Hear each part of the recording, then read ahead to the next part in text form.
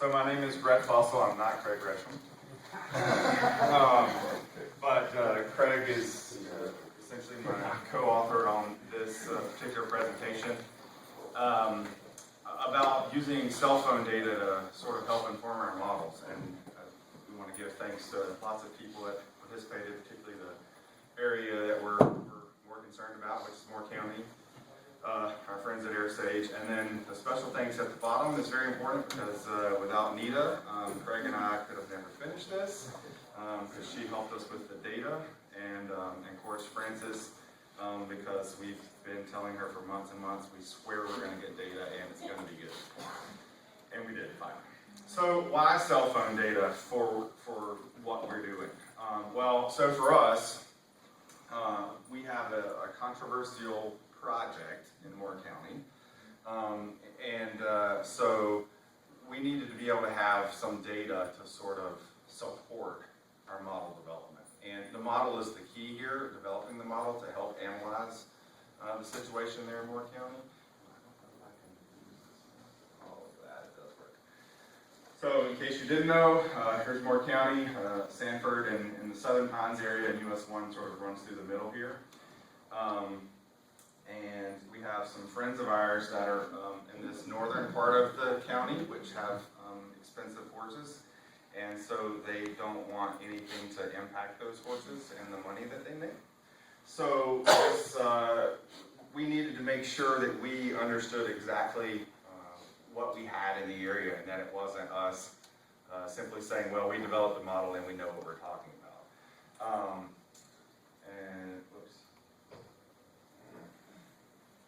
So we were borrowing the model structure from Fayetteville, and essentially the rates and everything associated with that is our starting point. And so we knew that because we were going to get lots of questions in Moore County about this project and other things associated with it, we needed to have something else to help us support. We don't have a household survey for Moore County, and so we needed some more data. And we needed something that was reliable. We could have gone out and done some of our own surveys if we wanted to try to collect information or understand something about the travel patterns, but unfortunately in that area it will not be successful. We may have some data that is made up, it's not the right word, but data that is affected by our friends that own horses. And so we needed some data that they could not bias, all right? And so that's why we chose the cell phone data. And we also needed something that was easy and very cheap for us. So instead of a $250,000 household survey, we went with $10,000 worth of cell phone data, right? Which to me was a lot better trade-off. And so essentially we needed something to hang our hat on because obviously, as you know, we're making up numbers in our models, and if we have something to support it, it gives us a little more credibility. So we did that. We used AirSage data, and so I'm going to give you a little brief overview of that if you haven't heard of it. But essentially, they collect cell phone data from various carriers. They have an exclusive agreement to do that, and they have lots of data points. For those of us that like data, 15 billion data points means I think we can possibly get more data than we ever could imagine. And so they do this through mobile devices. They have their own way of collecting this where they receive the data from different cell phone providers. They process this data in sort of their own platform and analytics where they look at different trip patterns and stuff like that. And they do it for different types of mobile devices. And so the way it works is anytime your cell phone sends a signal to them, i.e.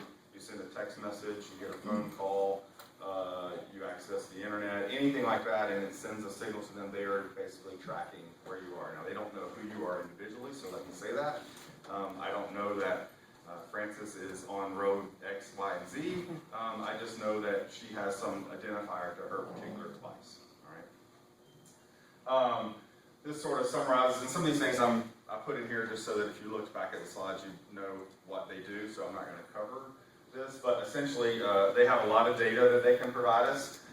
So this is actually a snapshot, not from Moore County, obviously, but where they look at the locations of people, and they are able to sort of determine things by purpose, and they group their purposes into home-based work, home-based other, and non-home-based. They can do more than that, but for purposes of our study, that's what we group them into. They do that based on some algorithms and some assumptions that they make, like for home-based work. We essentially receive points for a 20-day period, a 20-day period in a month. And so over those 20 days, or however many days we choose, if, let's say 75%, I don't know the exact numbers, but 75% of the time, from 7 p.m. to 7 a.m., they get your signal in a consistent place. They assume that you're home, right?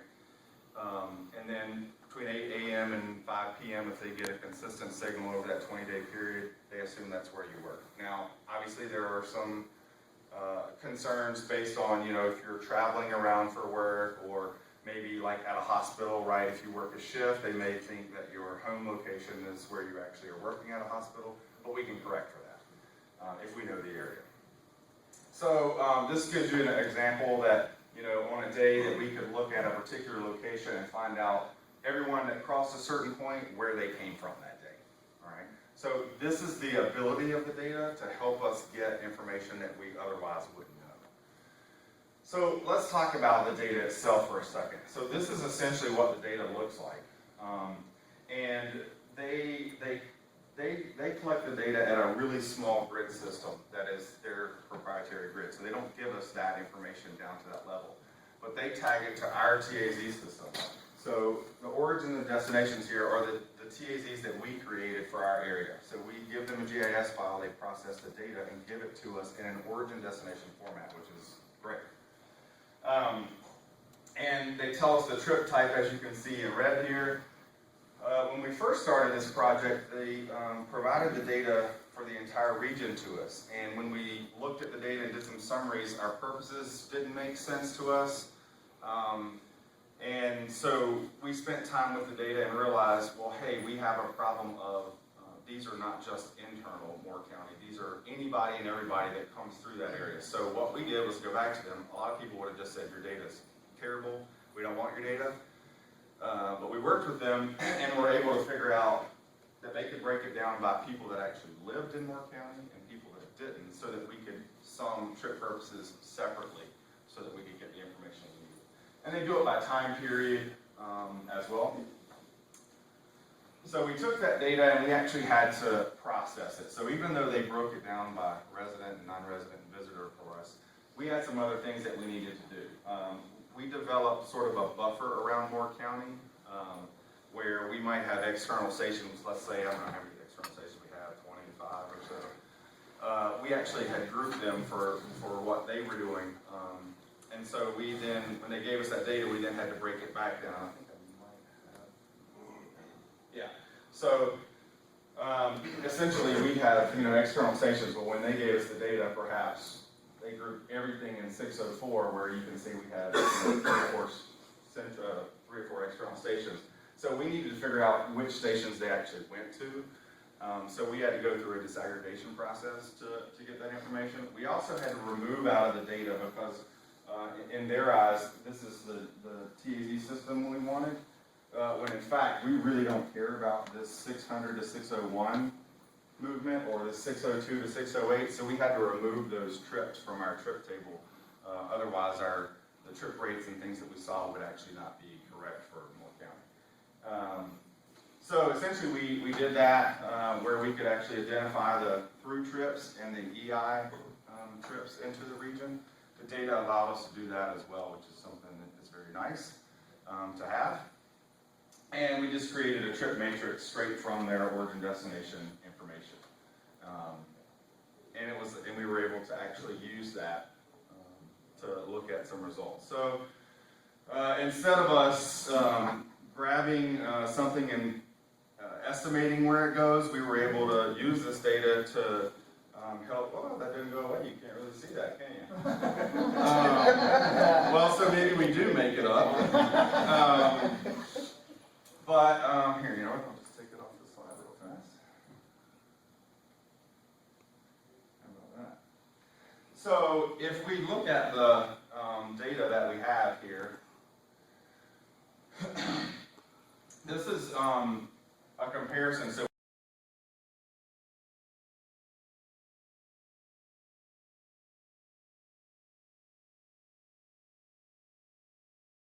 and here's the results of the comparison, which to us was actually, well, I don't know if it's the fact that we like the AirSage data so much that it's going to help us adjust the model, or the fact that when we ran the model, we were pretty damn close the first time without adjusting it. So you can see that looking at the data, we now have some sort of control total to help us adjust our purposes to get the percentages. I mean, overall, the percentages are actually pretty good. But to get our person trips, a little more accurate, we now have something to compare it to, whereas before we were essentially guesstimating what we thought we might have in the region. Or if we looked at the comparison of trip lengths, and this is actually time on the top and on the bottom, but if we looked at trip lengths now, and for some reason it cut off, but the red is, in this case, I think that's the model. And the purple is the AirSage data. So now we have something we can adjust our trip length frequency curves to, which we would not have had before. We would have just said, maybe Craig and I looked at this and assumed, well, it's within the normal range, right? So we're just going to leave it. But now we actually have something we can adjust to, whereas before we would have just said, okay, it's acceptable. And we have data to support ourselves. Same for home-based other. There's some smoothing that's going to have to occur, even from the AirSage data. You see there's sort of this spike in the data. I'm not sure that it's really that much of a spike, but at least it gives us something that we can calibrate to. So overall, we're going to be able to adjust the trip purposes to match this set of data. We also can do things like look at the origins and destinations and see where they're going to see if our model is actually getting those origins and destination right. So this happens to be US 1, and so anybody that was coming from sort of this side, here's where they were going to, right? So it sort of tells us, well, yeah, look, there's a lot of people going on US 1 all the way through the region, right? And there's, they're using other kind of routes to go places. So this analysis maybe allows us to do some through trip analysis, not exactly what we want, but it's better than what we have. And I'll talk about another piece of the data here in a second that we think will give us even more information. We could do this external to internal as well, because we know the trips by people coming into the region versus going through. And so we can see exactly where we need to be matching origins and destinations in our region. The other thing that it will help us do is, we have a huge hospital in Moore County, which we don't really know what that trip rate is, right? We could go to the IT trip generation manual and pull a rate, right? We don't have any survey data for it, but with this, we know how many people, origins, and destinations are ending up there. We could probably calculate our own rate based on that information. Which is something we're going to look into. Same for, we have golf courses in the region as well. So why does it help us? I mean, again, it gives us accurate local data specific to them. It's not something we pulled from somewhere else. It's specific to the people in that region, and it gives us some unbiased sort of sample. Now, some people may say there is a little bit of a bias because not everyone has a cell phone. Maybe the makeup of the population in that region, people aren't using their cell phone, but in our region, essentially, we're representing, our records are about 15.6% of the residents are captured by our AirSage data. So, in the grand scheme of things, that's better than you're going to get in a household survey, right? I mean, you don't get 15% of your sample in a household survey. So we feel like it's a pretty good measure of the travel patterns in the region. So what are we going to do next? We haven't had this data very long, so that's why you don't see like any more direct comparisons of assignments and stuff like that. But we do want to understand something more about the patterns, and no, this is not a real assignment, so don't pretend like I assigned it. I don't want to confuse you. we are going to look at special generators and look at, do the origins and destinations they send us make sense to like the counts we know around the hospital? Are we getting the altitude right? We feel like we are. We also have something we're working on with them called select link analysis, where we could zoom into one specific link on the network and say, for 5 days, 5 consecutive days, tell us every single person that crossed this specific link, where they came from and where they went to. And for us, we think that's important because when you're analyzing a project, you can say, these people are local, or they're not local, or they're coming from all these different places. We think also it could help with external station analysis, where we say, all right, for each one of these external stations, instead of going out and doing a survey, roadside survey, you could use the cell phone data to sort of replace that and say, hey, we know that anyone coming into this location, this is where they're going. And so what we're doing, thanks to Tim Pageant, wherever he is, Tim, provided me the Triad external station survey that they did, the roadside survey that they did. We're actually comparing cell phone data from AirSage to actual roadside survey to see how well it represents the same exact travel patterns. So we haven't gotten there yet, but that's sort of the next piece that we're waiting on from our friends at AirSage. So with that, that's it. That's all I have. Questions? Tim? I have a question. Can you go back to your chart, Maybe? picture that had the numbers that showed your model versus your AirSage data? This one? Yeah, okay, 2 questions. One, so I assume the AirSage data then is expanded to your population. Oh yeah, sorry, I did not mention that. Yes, you're correct. Okay. And the second question is, how is the model EE information determined, and how on earth can it possibly be equal to the AirSage data? Well, so in that case, it was because we had to, their data is not an expanded population, so we expanded it to our external account locations. Sorry, that's why I sort of skipped on that one. But yeah, that's why, so that's why it matches. Yeah. Don? I know you've been asked these before, but like yesterday I saw 3 people with 2 phones. Yeah. How does that get worked into it? I can't answer that. I don't know that Bill can either, but they track each individual device, right? So they may be interpreting it as 2 people in the same location. To what? So, I mean, think of these in terms of phone trips, not vehicle trips or person trips. Right. They have different algorithms which they process like time periods and movements of those time periods, and I don't know exactly because obviously we don't do any of that. 2 phones are always exactly the phone. Yeah, so a similar one is like when I would pick up my daughter's friend and my daughter, and then take them to school. Her friend had a phone and she didn't, and I had a phone. How does that all get? Yeah, that I cannot answer. I don't know if Bill can, but I can find out an answer and get it to you. I'm sure someone's asked about that. Yeah, because they have algorithms that they're processing, and I don't know if they assume it's household members or how they do it. I don't know how they remove that.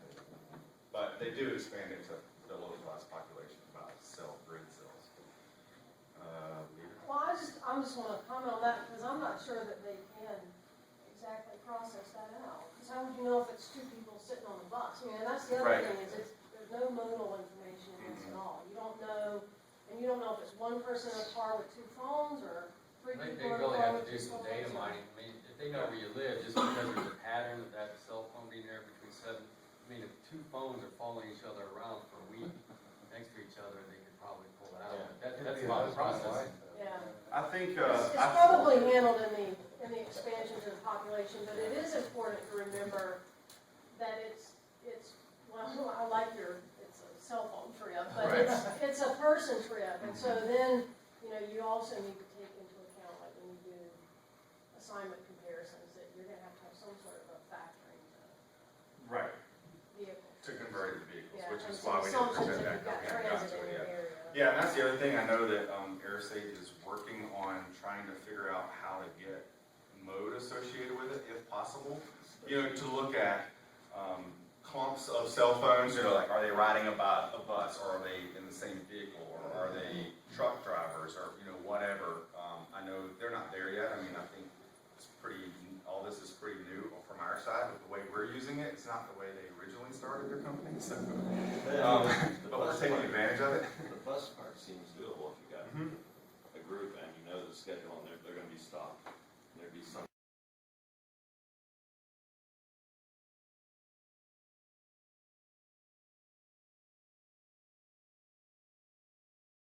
First, I think it was Robert.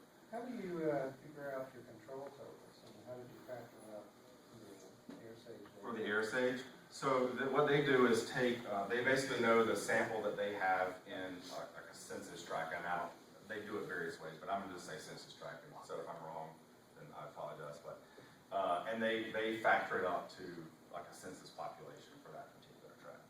So they do the factoring, not yourself? We do not do it, they factor all of it themselves.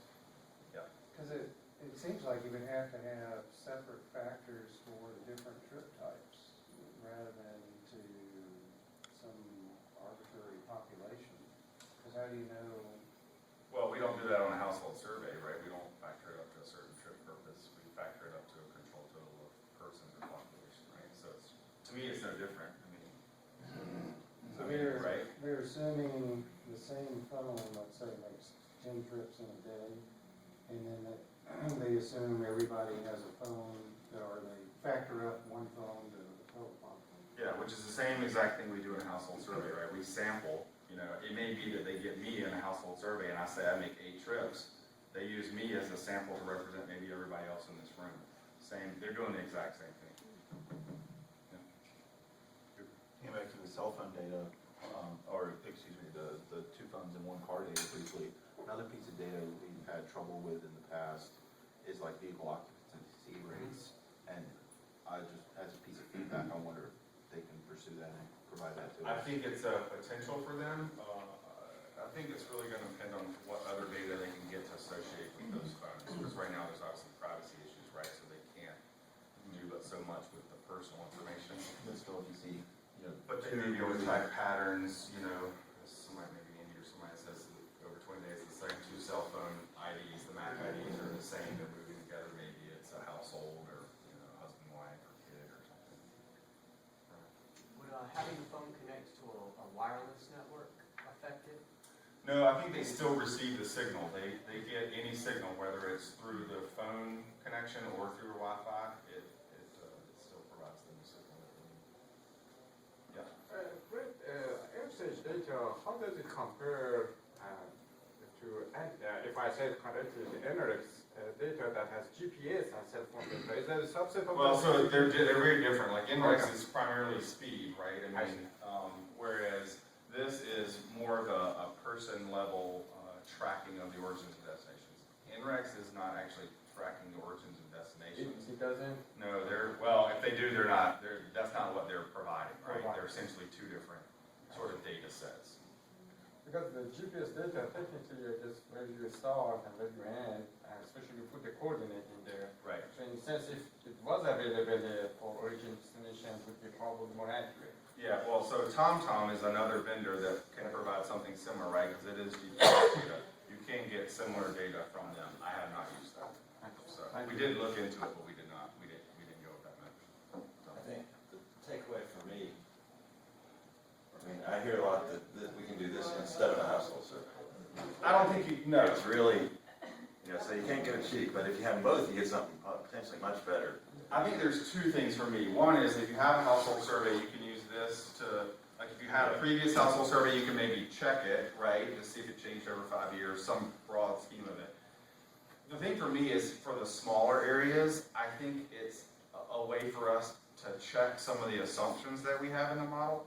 Again, it's not to replace a household survey, right? But it's to help us understand more specific to our region.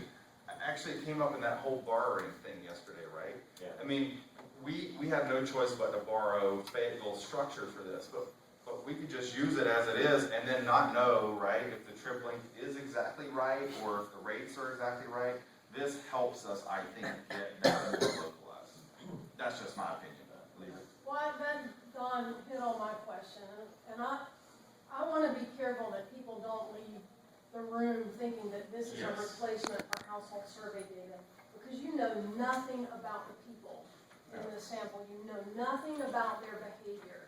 The really awesome thing about it is a household survey, when you start pairing trips together, the sample size is quite small, right? And so when you're trying to validate your trip distribution model, this is an awesome supplement to a household survey because it lets you drill down and aggregate that data in a lot of different ways. And then also, as Brett says, I think it can be very useful for small areas that can't afford a household survey because it's very affordable. But a replacement for a household survey where it is now, you lose too much. Yeah, not now. The other thing, that I think it does, and I'm just completely through a blank when you said. Well, external trips is. Well, that's what Well, I'm for saying. sure, for sure. So it's the combination, right, of a household information and an external. Yeah. I'll think of it here in a second. Was there any privacy issues? Any what? Privacy. Oh, yeah, which is why essentially we can't get information about the person, right? It'd be great. The ability is there, let's be honest. The ability is there to take your personal information and attach it to that particular MAC address because they know who you are. They could figure out who you are. And then you would know about the persons and things Well, like but that. then you only know their demographics. Correct. You still don't know anything about their behavior. You're right, Well, you don't. except for these, aggregate origin destinations. Right.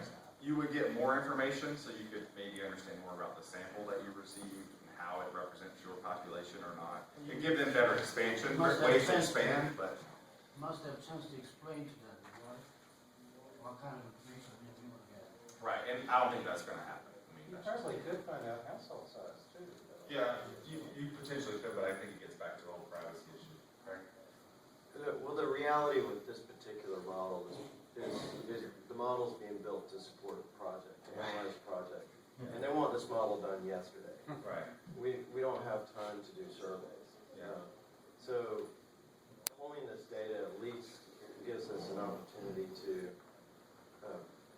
borrow parameters from another model and have something, anything to be able to check it against to see if we're reasonable at all. Right. Well, I know what it was I was gonna say. The other good thing about this is you can select the time period you want. So let's say you had a survey from '09, you could actually ask AirSage, say, hey, I need the month of October in 2009.